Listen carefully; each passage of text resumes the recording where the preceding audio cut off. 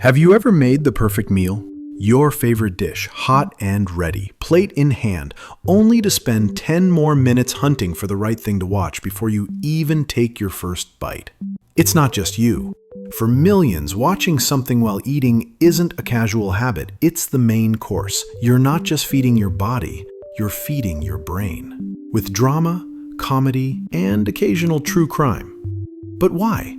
Why can't we just eat? Why does our brain demand a screen to go with our sandwich? Today we're going full menu, from Roman feasts to mukbangs, from TV dinners to TikTok, from dopamine to digital distraction. By the end, you'll understand why your lunch always comes with a side of YouTube. Let's rewind before screens. Long before smartphones and streaming, people didn't eat in silence. They ate in community, with conversation, with entertainment, and probably with someone oversharing about their goat trade. In ancient Rome, meals were spectacles. The wealthy reclined on couches, surrounded by dancers, musicians, and that one philosopher who definitely talks too much.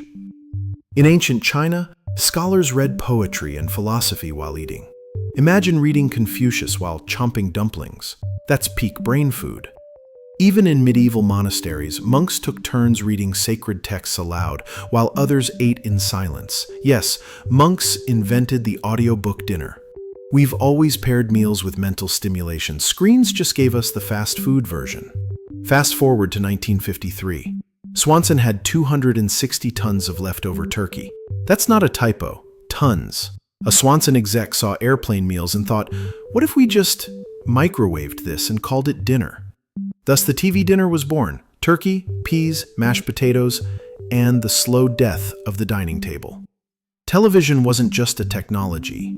It became your dining partner. Families arranged furniture to face the screen. The phrase, dinner and a show, went from date night to every night. It was the beginning of a cultural shift, the normalization of eating while tuned out. So what's the psychology behind this screen snacking? 1. The double dopamine hit. Eating gives us dopamine. Watching Netflix gives us dopamine. Put them together and whew, boom, combo meal for your neurons. It's called habit stacking. Do two pleasurable things enough times and your brain fuses them, like peanut butter and jelly, or cereal and cartoons, or cereal and true crime podcasts, if you're built different. Now, eating without a screen feels wrong, like dry toast or decaf coffee. 2. Sensory anchoring. Eating is repetitive. Chew, swallow, repeat. Your brain goes, okay, what else can we do while this mouth stuff is happening? So it latches onto something interesting. ASMR, TikTok, Twitch streams of someone playing Minecraft while explaining the French Revolution. It's functional multitasking, but it trains your brain to expect constant stimulation, even during toast time. 3. Avoiding loneliness. Let's get real. Sometimes we don't want entertainment, we want company. You're eating alone, but with a vlogger, or a mukbang host, or a YouTube guy reviewing medieval weapons mid-bite? Psychologists call this parasocial interaction. It's one-sided, but emotionally real. Like cheering for a football team that doesn't know you exist. This is why mukbangs took off in Korea. Urban life meant more solo meals, but cultural values emphasized eating together. Mukbangs weren't about watching someone eat. They were about eating with someone, virtually, with 3,000 strangers in the chat. Add ASMR into the mix, and now your dinner comes with sizzling sounds, crunchy bites, and whispers of "so crispy." Platforms are literally built for this now. TikTok, Shorts, autoplay, all optimized to keep you watching until your plate is licked clean. There's even a whole genre of content about eating. Vlogs, taste tests, food nostalgia, here's what I ate today videos. It's not just about the food, it's about the vibe. But here's the twist. Even though screen snacking feels good, research shows it might make us eat more and remember less. In 2011, researchers designed a deceptively simple experiment. 2 rooms, 2 groups, same lunch. The first group sat in silence, no distractions, just a plate of food, maybe some small talk. The second group sat in front of a television showing a detective drama. Think about that. One group tuned into their meal. The other group tuned into a murder mystery. After the meal, the experiment wasn't over. The researchers brought everyone into a common lounge and, without warning, placed bowls of snacks on the table. You know, like cookies, pretzels, candies, casual, passive snacking material. And then they just observed. What they found was striking. The TV group ate significantly more snacks than the silent group.